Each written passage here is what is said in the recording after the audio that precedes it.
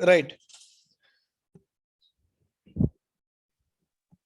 बेटा ये जो कॉन्सेंट्रेशन ऑफ सॉल्यूशन में अब तक हमने मोलैरिटी भी देखे हैं, मोलैलिटी भी देखा है, मोल फ्रैक्शन अभी देखना है और नॉमिनिटी भी देख लिया है।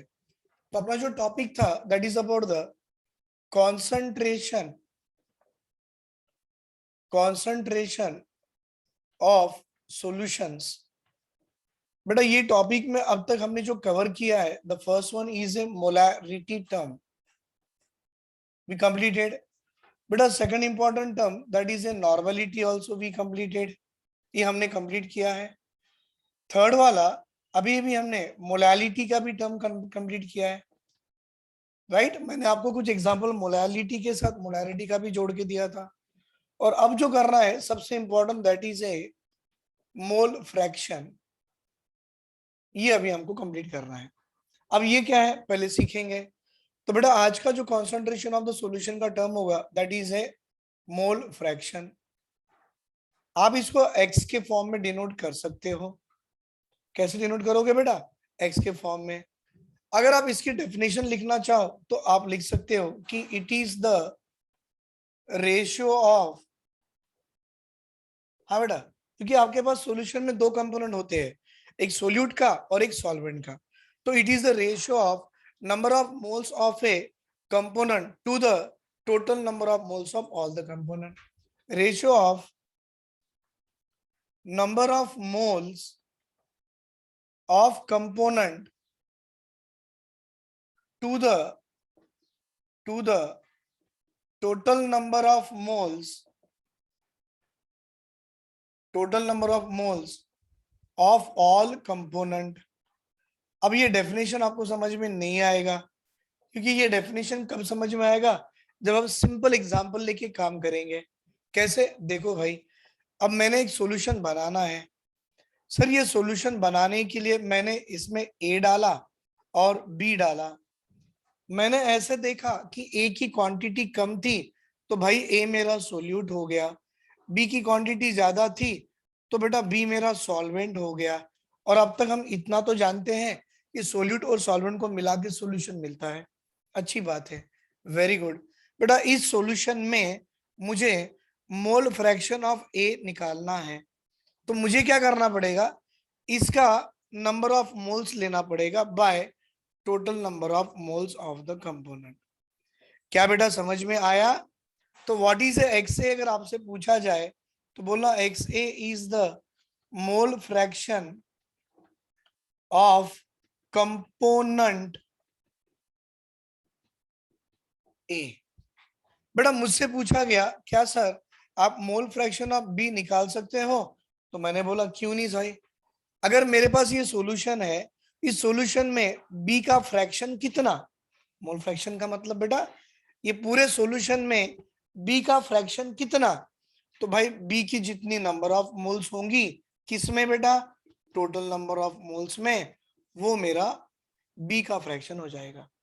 तो व्हाट इज एक्स बी? फिर मैं लिख देता भाई X B is the mole fraction of component B.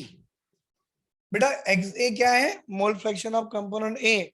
X B क्या है? Mole fraction of component B. भाई एन ए एन बी क्या है? लगा लो। N A is the number of moles किसका बेटा? Of component A. और एन बी क्या है बेटा? Number of moles of component B. बेटा अगर वो नंबर ऑफ मोल्स डायरेक्टली नहीं भी दिया तो आप लोगों को इतना तो अब तक जानते होंगे, number of moles is equal to weight of A by gram atomic weight of A, है ना बेटा? Weight by gram atomic weight कर लो, नंबर ऑफ मोल्स आता है। Number of moles of B is equal to भाई weight of B by, अगर atom होगा तो gram atomic weight of B डाल दो तो आपको नंबर ऑफ मोल्स बी भी आ जाएगा। तो अब आपको स्टेटमेंट बनाना है तो देखो बना के, what is a mole fraction? It is a ratio of B by all component, A by all component. Ratio of क्या बेटा? Number of moles of the component, देखो number of moles of the component by total number of moles of the component. Number of moles of the component है ना, by total number of moles of the component, मतलब ratio of number of moles of the component to the total number of moles of the all component, right. इतना लिख लो बेटा, screenshot ले लो या लिख लो। अब हम आगे पढ़ेंगे by putting some more examples.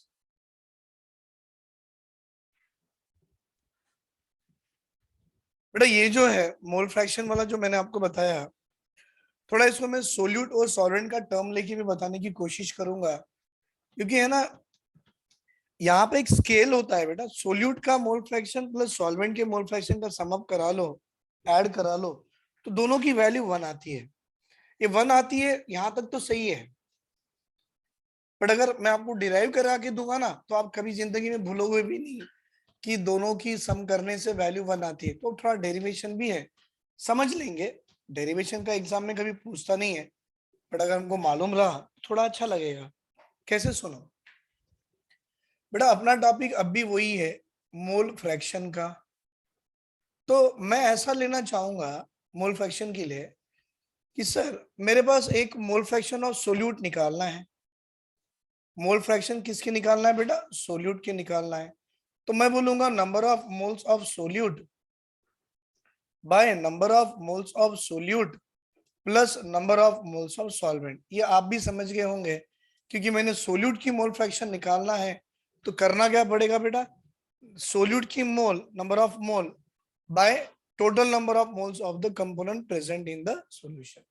उसी तरह से बेटा मोल फ्रैक्शन ऑफ अगर मुझे सॉल्वेंट निकालना है तो that is equal to number of moles of solvent by total number of moles of all the component present in the mixture. बात सही है?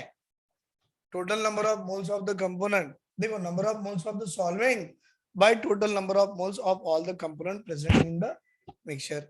अभी इसको थोड़ा सा ऐसे समझो आप, अगर मैं यहाँ पर मोल फ्रैक्शन ऑफ सोल्यूट और सॉल्वेंट को दोनों को जोड़ देता हूं,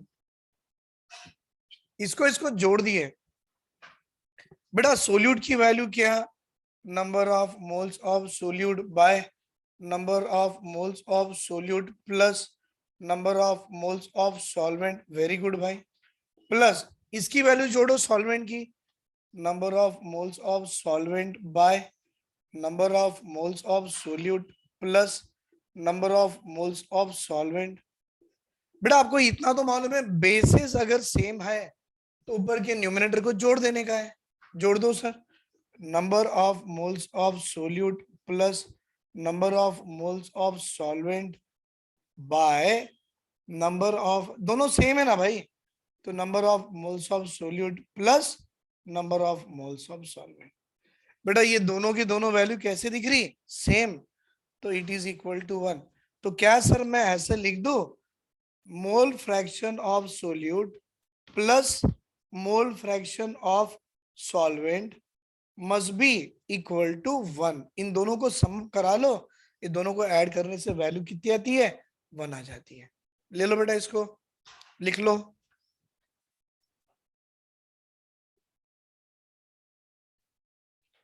बेटा मैं एग्जांपल देना चाहूंगा इसके ऊपर में, ये जो हमने किए ना solid plus solid equal to 1, इसमें ये एग्जांपल करेंगे। एक छोटा सा न्यूमेरिकल है, बड़ा सिंपल है,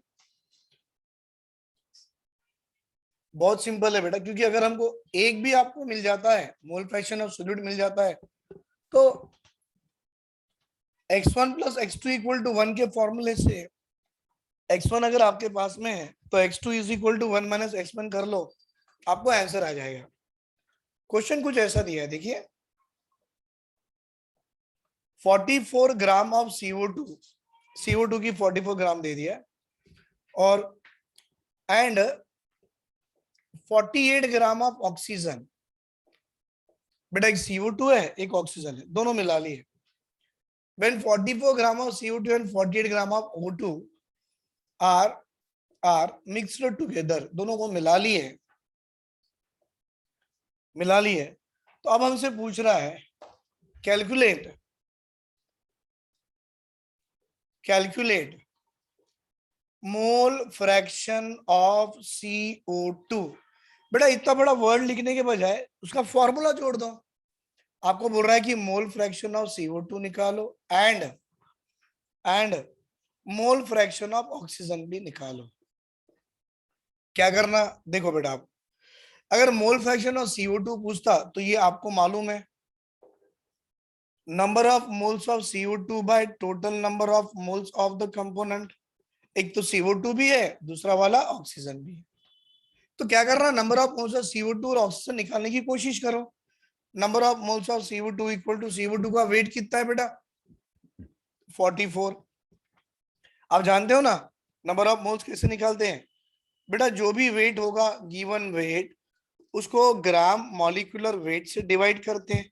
given weight 44, gram molecular 44 equal to 1 mole. Number of moles of oxygen पे आ जाइए बेटा, 48 ग्राम है। लिख दो बेटा मैं, गिवन वेट 48, 16 इंटू 2 32, राइट बेटा, 2 2 जार 2 4 jar 2 16 jar, right, 2 12 jar 2 8 jar 2 6 jar 2 4 jar 2 3 jar 2 2 jar, कितना आ रहा बेटा 1.5। सर आपने इतना लंबा क्यों किए, बताने के लिए बेटा, 2 2 times 4 times 16 times 2 12 2 4 2 8 2 6 are 12, 2 4 are 8, 2 3 are 6, 2 2 are 4, 3 by 2 1.5। मतलब मुझे दो दो वैल्यू आ गई, एक number of moles of CO2 भी आ गई, एक number of moles of oxygen भी आ गई। Sir mole fraction of CO2 निकालने को बोले आपने, number of moles of CO2 तो 1 है, और यहाँ भाई 1 + 1.5 जोड़ दो, 1/2.5। पॉइंट को हटाना है, ऊपर 0 ले जाओ, 25, 5 2 जार, है ना बेटा, 5 5 जार, कितना आ रहा 0.4। आया समझ में, कुछ भी नहीं किया बेटा, मैंने कैलकुलेशन किया। Number of moles of CO2 1 है, देखो यहाँ पर 1 है, number of moles of CO2 फिर 1, number of moles of NO2 1.5 निकाले ना अपन ने। अब इसको सॉल्व करो, 1 + 1.5 2.5, कितना हो गया बेटा 10/25, 5 2 जार 5 5 जार, 2/5 कितना होता 0.4। मोल फ्रैक्शन ऑफ CO2 आ गया। आपको अभी मोल फ्रैक्शन ऑफ O2 निकालना है। आपको एक बात बताऊं मैं, अगर मोल फ्रैक्शन ऑफ O2 निकालना है, सिंपल मेथड है, mole fraction of CO2 plus mole fraction of O2 equal to 1। Sir अभी भी हमने की है ना बेटा, किसी भी दो मोल फ्रैक्शंस की वैल्यू कितनी होती है 1। अब आपके पास कंपोनेंट 2 है तो 2 मिला के 1, अगर आपके पास 3 है तो 3 मिला के 1 हो जाएंगे, तो 2 मिला के 1। आपको मोल फ्रैक्शन ऑफ O2 निकालना है तो 1 minus mole fraction of CO2, बेटा 1 माइनस 0.4, कितना आएगा 0.6 is the mole fraction of oxygen and 0.4 is the mole fraction of CO2। लिख लो बेटा, इसको एक बार समझ लो, लिख के समझ लो, क्योंकि एक छोटा सा सिंपल सा न्यूमेरिकल था। बेटा और एक एग्जांपल करेंगे अभी हम, वो एग्जांपल है कि मैं अभी आपको, जैसे कि यहाँ पर मैंने वेट दे दिया और वेट दे के मैंने आपको मोल फ्रैक्शन पूछा, तो आपको मालूम बेटा वेट अगर दे दी है तो नंबर ऑफ मोल्स निकालना है, नंबर ऑफ मोल्स डाल लो तो आपको मोल फ्रैक्शन आ जाएगा वेट से। अब मैं क्या करता हूँ, नंबर ऑफ मोल्स के तीनों कंसेप्ट यूज करूंगा जो हमने पढ़ा था। अगर आपको याद होगा तो बेटा हमने मोल कंसेप्ट 1, मोल कंसेप्ट 2 और मोल कंसेप्ट 3 वो पढ़े थे। तो मैं अभी मोल कंसेप्ट 2 का फॉर्मूला या उसका यूज करना चाहूंगा। मोल कंसेप्ट 2 क्या था बेटा, अगर आपको याद होगा तो number of moles is equal to number of particles by Na, और मोल कंसेप्ट 3 क्या था बेटा, number of moles sorry volume of a gas given in the litre by 22.4 litre, और मोल कंसेप्ट 1 क्या था, that number of moles is equal to weight by gram molecular weight. तो हमने mole concept 3 देख चुके हैं। Mole concept 1 given weight by molecular mass, mole concept 2 number of particles by Avogadro's number, mole concept 3 volume of a gas given in the litre by 22.4 litre. अगर आप ऐसे करते हो तो नंबर ऑफ मोल्स मिलेगा, उसमें से सेकंड वाला टाइप हम यूज करने वाले हैं। अब देखिए क्वेश्चन कुछ ऐसे दे दिया कि मेरे पास 42 ग्राम ऑफ नाइट्रोजन दे दिया बेटा, मतलब एक तो नाइट्रोजन की गैस ही 42 ग्राम है, और उसके अंदर में ओजोन की गैस को ऐड करा लिए, कितनी 3.011 इंटू 10 की पावर 25 मॉलिक्यूल्स ऑफ ओजोन, ये ऐड करा लिए, राइट बेटा। 25 मतलब 23 है ना, 4 कर लो, ये सही रहेगा। तो 3.011 into 10 to the power of 24 molecules of ozone रहेगा, दे दिया। और उसके साथ में और एक जोड़ दिया, क्या, प्लस 120 ग्राम ऑफ SO3। मतलब देखो आपके पास ये मिक्सचर है बेटा, किस किस का है, एक नाइट्रोजन गैस का मिक्सचर है, एक ओजोन का है, और एक SO3 का है। बेटा तीन तीन मिक्सचर है अभी यहाँ पर, एक नाइट्रोजन है, एक ओजोन है, और एक SO3 का। अब तीनों मिक्सचर्स में करना क्या है, आपको कैलकुलेट करना है क्या, मोल fraction of N2, mole fraction of ozone and mole fraction of SO3, तीनों वैल्यू कैलकुलेट करना है। कैसे करोगे सोचो आप, पहले आप करके देखो एक बार, फिर मैं बताऊंगा आपको, करके देखो बेटा।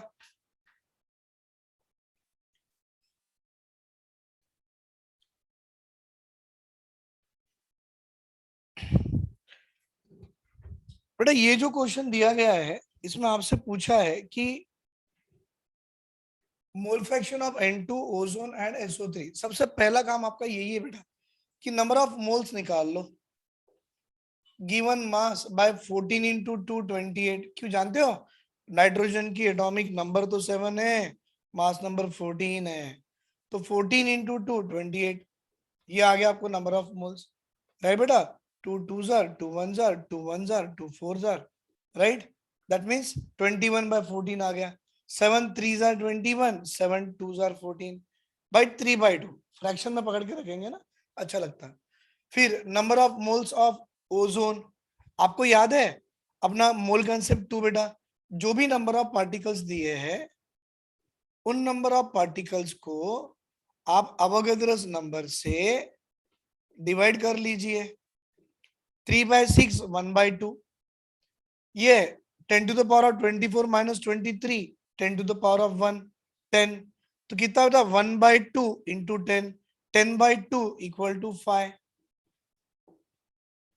मोल्स आ गए ओजोन के मुझे। बेटा ओजोन 5 मोल आ गया, N2 3/2 मोल्स आ गए। अब बचा क्या है, SO3 वाला कंसेप्ट। तो देखो बेटा number of moles of SO3 को भी पकड़ लो, गिवन वेट इतनी है, सल्फर की एटॉमिक वेट 32, ऑक्सीजन की एटॉमिक वेट 16, कितना होगा बेटा 16 इंटू 3 48, 48 प्लस 32 कितने होते हैं 80, तो इसकी मॉलिक्यूलर वेट बन गई 80, राइट बेटा। 2 6 जार 2 4 जार 2 3 जार 2 2 जार, चलो सर ये भी तो सही है, 3/2 मोल। आपको एक एक निकालना है। पहला mole fraction of N2 equal to number of moles of N2 by total number of moles of all component, N2 भी है, ओजोन भी है, SO3 भी है। Number of moles of N2 3/2 by, बेटा काम करो ना, बार बार निकालने से अच्छा टोटल नंबर ऑफ मोल्स निकाल लो। N क्या है, total number of moles, N2 plus O3 plus SO3, इसकी वैल्यू 3/2 प्लस 5/1 प्लस 3/2, करके देखो बेटा कितना आ रहा, 3/2 प्लस 5/2, पूरा मिला के देखो, 3/2 कितना हो रहा बेटा 6/2, 6/2 मतलब कितना हो रहा 3, 5 plus 3, total number of moles 8 आ रहा। तो बेटा मैं यहाँ 8 डाल दूं, ये मुझे N2 की वैल्यू है। अगर आप सॉल्व करो ना, 3/2 divided by 8/1 into 1/8, it is equal to 3/16, right. बेटा मोल फ्रैक्शन ऑफ ओजोन को पकड़ लो, number of moles of ozone by total number of moles, ozone की वैल्यू तो 5 थी, टोटल की वैल्यू 5/8 है। फिर न मोल fraction of SO3, number of moles of SO3 bye total number of moles, sir ये 3/2 टोटल नंबर ऑफ मोल्स 8, करा लो 3/16। बेटा अगर ये तीनों को जोड़ के देखो आप, 3/16 प्लस 3/16 प्लस 5/8, पूरी वैल्यू 1 आती है, करो ना, 3/16 प्लस 3/16 कितना हो गया 6/16, बेटा 6/16 प्लस 5/8 करो। हाँ 6/16 प्लस 5/8, एलसीएम 16 निकाल लो। रहा कितना बेटा वहां पर, इट बिकम है 16 है ना, तो 6/16 प्लस 5/8 तो 6 आ गया, फिर वो 10 आ गया, 10 मतलब 10 प्लस 6 16, 16/6 करा लो, ओवरऑल वैल्यू 1 ही आती है। मतलब आपका मोल फ्रैक्शन ऑफ N2 कितना आ रहा, 3/16, ओजोन कितना आ रहा 5/8, SO3 कितना आ रहा 3/16। प्लीज टेक ए स्क्रीनशॉट, देख लो बेटा एक बार हमने कैसे बनाया इसको।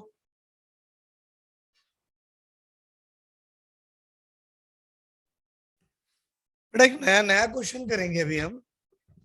नया क्वेश्चन है कि नंबर ऑफ मोल्स दे दिया है।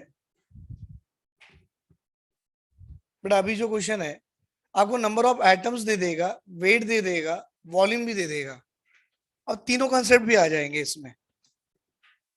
मैं क्वेश्चन लिख के दे रहा हूं, आप जरा देखिए, ट्राई कीजिए बेटा।